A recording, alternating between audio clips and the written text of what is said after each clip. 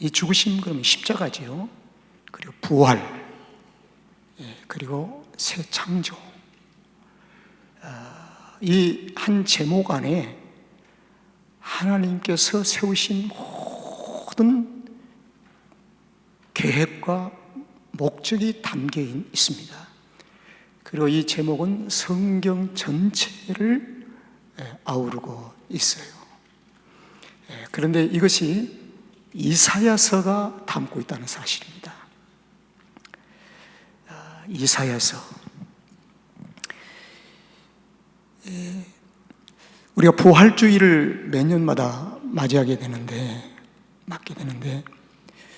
예수님의 부활을 우리가 축하합니다. 축하하고, 그러나 축하로 우리가 끝나서는 되겠어요? 진정한 부활이 무엇인가? 1년에 한 번 정도는 깊이 한번 생각해 볼 수 있는 기회가, 특별히 고난주간을 사람들이 성금요일 고난주간 얘기를 많이 합니다.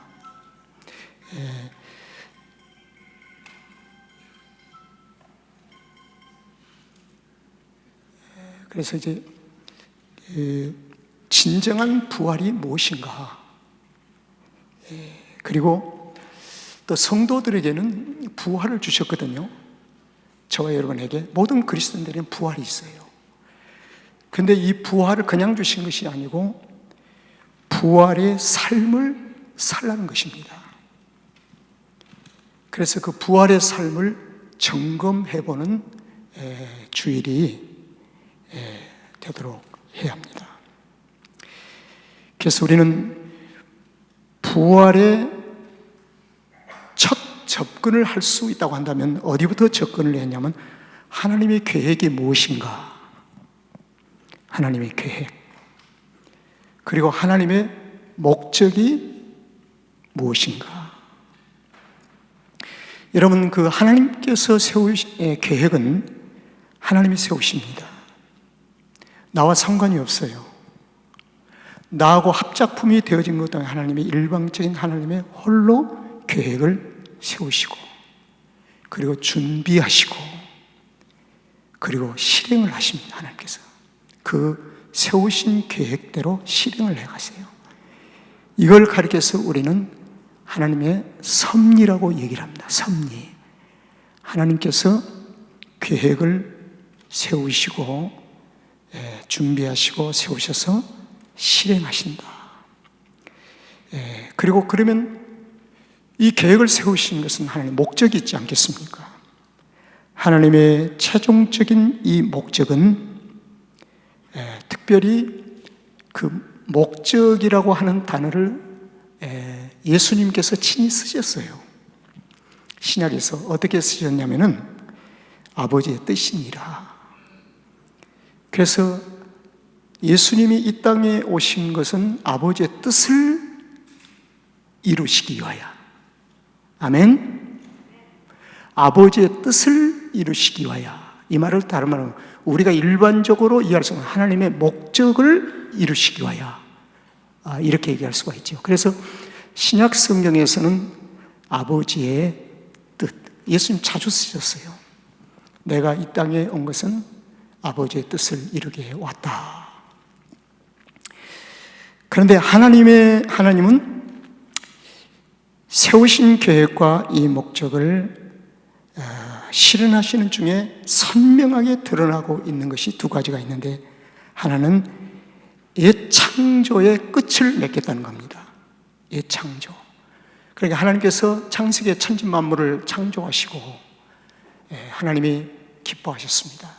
이 기뻐하시다는 말은 지난주에 제가 말씀드린 예배를 받으셨다. 모든 피조물로부터 하나님 앞에 드려진 예배, 그것을 하나님이 받으심으로 기뻐하셨다는 거죠. 그런데 이 옛 창조하시던 그 창조가 더럽혀졌습니다. 아주 지저분하게 되어버렸어요. 이걸 가리켜서 성경에서는 옛 창조, 신약 성경에서는 옛 속성, 그리고 옛 것은 지나갔으니 이렇게 표현을 합니다. 그러니까 옛 창조를 끝을 맺어야 되잖아요. 그러면 옛 창조의 끝을 어디서 맺어야 되겠는가? 그러면 창조의 세계가 옛 창조가 된 이유는 죄가 들어와서 죄가 점령을 한 겁니다. 그래서 죄에 물들여 있다. 그래서 모든 사람들이 죄를 다 범했어요. 이제요. 나도 죄인이고 당신도 죄인이고 다 죄인이 되어버리고 그랬어요. 그런데 이 죄의 문제는, 죄의 삭은 뭐라 그래요? 사망이라. 이 죄는 하나님의 공의와 정의 앞에는, 이 죄는 반드시 사망이 되어야 됩니다. 죽음밖에 없어요. 그래서 하나님께서 심판을 하신 겁니다. 그 심판이, 최종적인 마지막 심판이 어디냐면 십자가입니다. 그래서 십자가가 바로 옛 창조의 끝 지점입니다. 거기서 끝난 거예요. 그래서 예수님께서 모든 인류의 죄를 다 지시고 하나님의 공의의 심판을 받으신 겁니다. 거기서 마지막 심판을 받으시면서 죽음을 맞이하게 되죠. 그런데 죽으심 일보 직전에 예수님께서 하신 말씀이 있어요. 가상 7언 중에 뒤에서 두 가지, 다 뭐요? 이루었다. 다 이루었다. 그리고 마지막에서는 아버지여, 내 영혼을 아버지께 부탁하나이다 하면서 운명하신 겁니다. 죽으신 겁니다. 이것이 바로 십자가에서 옛 창조의 심판이 끝난 겁니다. 이제는 거기서 끝나버렸으면 심판으로 끝난 거지요. 그러나 하나님의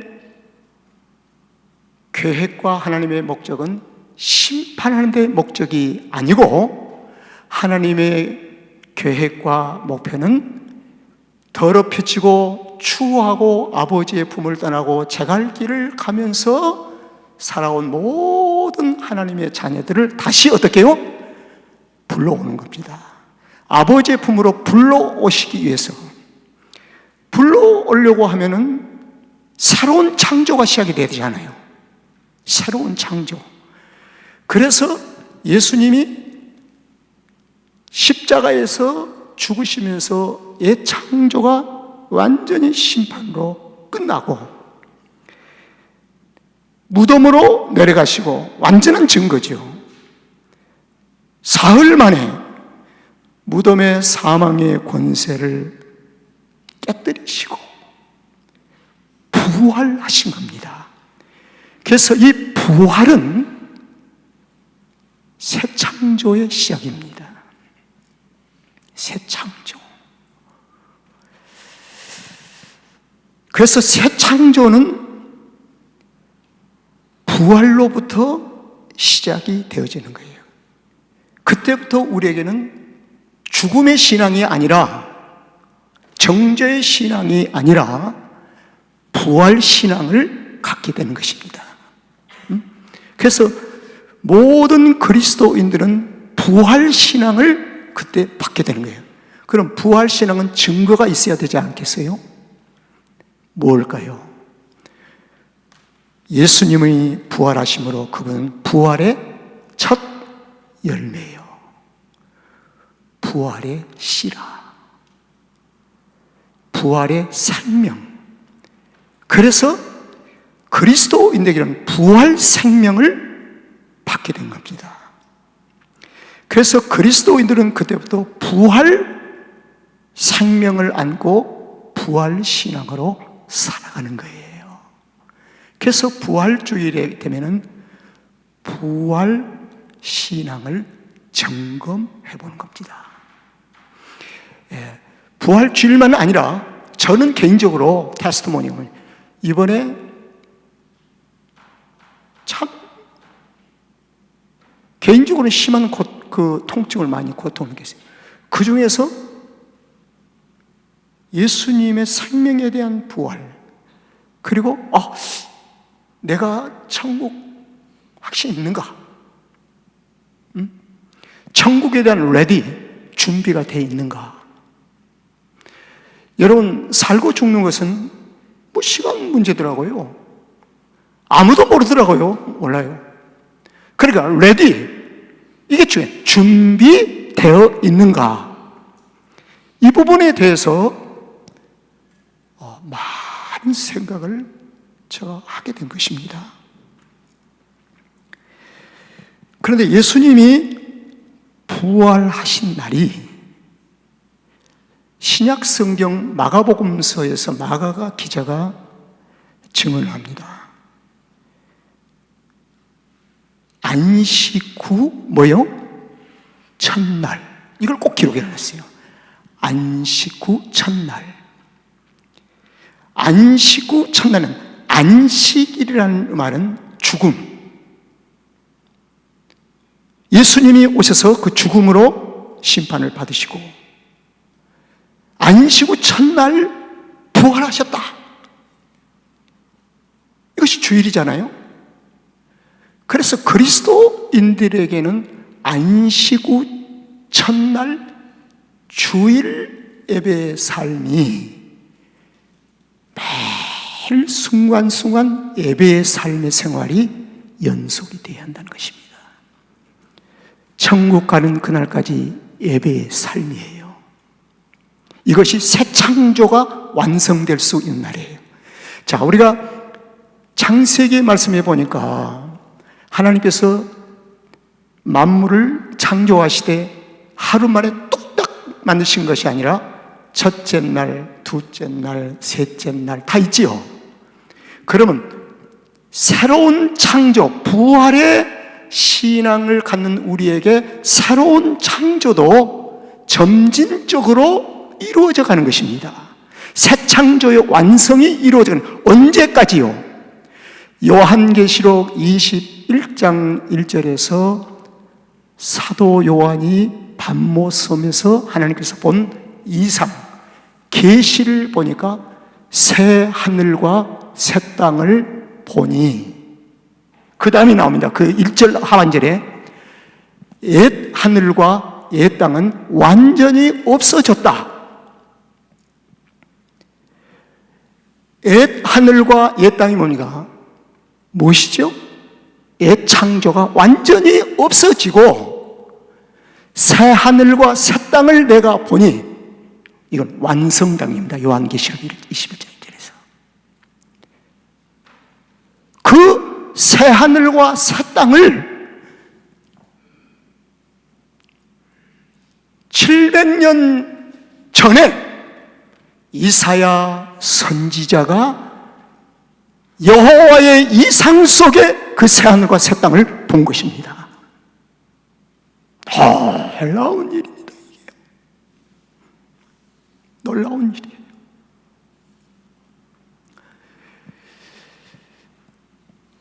자,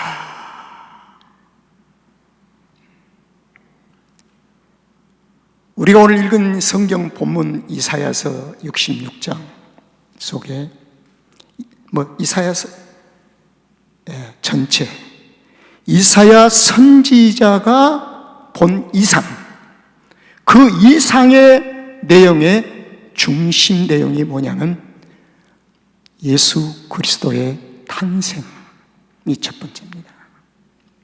메시아의 탄생. 그런데 이 이사야 선지자가 이상을 본 후에 700년 후에 이사야 선지자가 본 이상이 그대로 이루어진 겁니다. 700년 후에. 여러분, 놀랍지 않아요? 하루 이틀도 아니고 내일 이날도 아니고 700년 후에. 자, 이사야 선지자가 본 이상이 얼마나 구체적인가를 한번 보겠습니다. 이사야서 7장 14절에 다 같이 시작. 그러므로 주께서 친히 징조로 너희에게 주실 것이라. 보라, 처녀가 잉태하여 아들을 낳을 것이요 그 이름을 예수 그리스도라고 하라. 이 사건이, 이 본 이상이 700년 후에 베들레헴 말구에서 태어나신 예수 그리스도. 여러분, 예수님이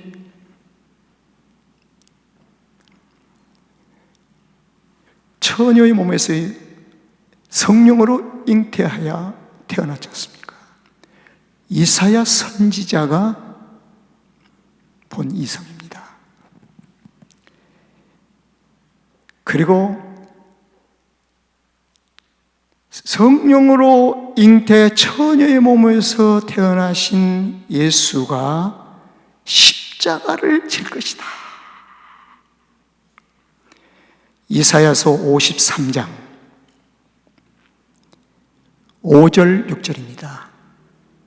그가 찔림은 우리의 허물을 인함이요 그가 상함은 우리의 죄악을 인함이라.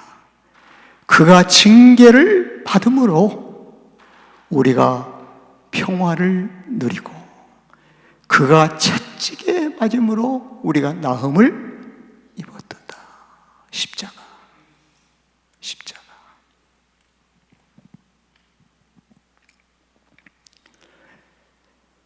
이사야서 53장 10절 10절에 부활이 나옵니다. 여호와께서 그로 상함을 받게 하시기를 원하사 상함을 받게 원하셨다. 하나님 아버지께서 아들 된 예수 그리스도를 상하도록 받게 하셨다. 어떤 부모가 자녀들의 상함으로 받게 하겠습니까? 이 측량할 수 없는 하나님의 사랑, 질고를 당케 하셨다는 겁니다. 질고. 그 영혼을 속죄물로, 완전히 제물로 드리기에 이르면 십자가에서 죽으심으로 죽게 하셨다는 겁니다. 그가 그 시를 보게 되며 그날은 길 것이요 생명을 받은 자는 영원히 영생할 것이요 예수로부터 받은 생명은 단기간이 아니라 영생 복락한다는 것입니다. 여러분 안에 생명 되신 예수 그리스도를 받은 우리는 영원할 줄로 믿습니다. 영생을 받은 것이요 그의 손으로 여호와의 뜻을 성취하리로다. 예수 그리스도께서 아버지의 뜻을 다 성취하게 하셨다. 그래서 다 이루었다는 것입니다. 예수님 같은 분이 있나요? 예수님을 흉내를 내도 예수님 같은 분이 있을 수 있을까요? 여호와의 뜻을 온전히 성취하신 분, 바로 그분이 예수님이잖아요. 이 부활로 멈춘 것이 아니라 오늘 본문에 있는 이사야서 66장 22절 23절은 나 여호와가 말하노라 나의 지을 하나님께서 지으실 창조하실 새 하늘과 새 땅이 내 앞에 항상 있을 것 같이 너희 자손과 너희의 이름이 항상 있으리라. 이것이 요한계시록 21장 1절에서 이루어집니다. 자, 보세요. 이게 여기서 완성이 돼요. 요한계시록은 성경 마지막이잖아요. 완성된 것입니다. 시작. 또 내가 새하늘과 새 땅을 보니 처음 하늘과 처음 땅이 없어졌고 바다도 다시 있지 아니하라. 옛 창조는 다 없어져 버리고 부활의 놀라운 신앙, 부활부터 시작하여 새로 세우신 계획과 진행 속에서 하나님께서 만드신 지으실 새 하늘과 새 땅이 보니, 그런데 참 재미나는 게 있습니다. 그래서 저는 여기서 받은 은혜가 있습니다. 여러분, 모든 일이 잘 될 때 하나님이 더 잘 보여요? 아니면 고난이 있을 때 하나님이 더 잘 보여요? 여러분 얘기하세요.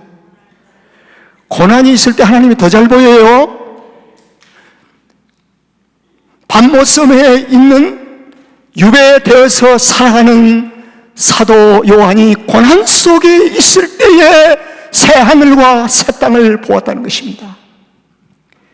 그래서 그리스도인들에게는 찾아오는 크고 적은 고난 속에서 주님을 보는데 초점을 맞춰야 되겠더라고요. 우왕좌왕해서는 안 돼요. 그 고난 속의 시련 속에서 주님을 더 보게 되는 것입니다. 그래서 저는 지금 같아서는요, 이제는 감기만 걸려도 주님 보라는 신호로 알고 주님을 더 보려고 그래요.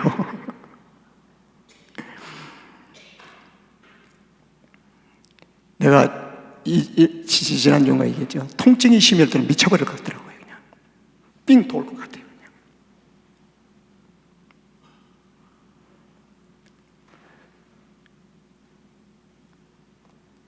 그런데 그 얼마나 후회했는지 몰라요. 그 가운데서 쫙 한번 불렀으면 얼마나 좋았을까.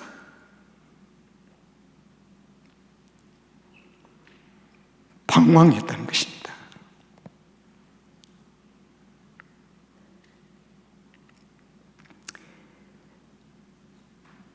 부활은 생명의 시작입니다.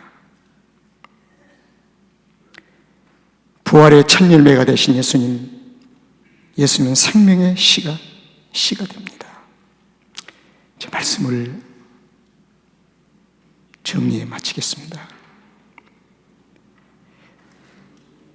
저와 여러분은 새 창조 속에 들어가 있습니다. 지금 이미 고백이 되었어요. 나는 새로운 피조물이라. 새로운 피조물은 새 창조 속에 지금 들어가 있는 거예요. 그럼 새 창조 속에서 내가 지금 요한계시록 21장에서 사도 요한이 본 그 새 창조의 완성 속으로 지금 향해서 가고 있는 거예요. 우리가 지금요. 이것을 가리켜서 주님은 지금도 우리를 양육하시고 기르시고 하나님의 사람 되시기 위해서 이 모양 저 모양으로 나를 자꾸 다루시면서 나를 깨닫게 하시고 알게 하시고 보게 하시면서 나를 양육해 가고 계신다. 성령님께서. 그러면 성령님이 저와 여러분 가운데서 하신 일이 무엇인가? 착한 일을 시작하시니까 그날까지 내 안에서 일을 멈추지 아니하시고 일하신다.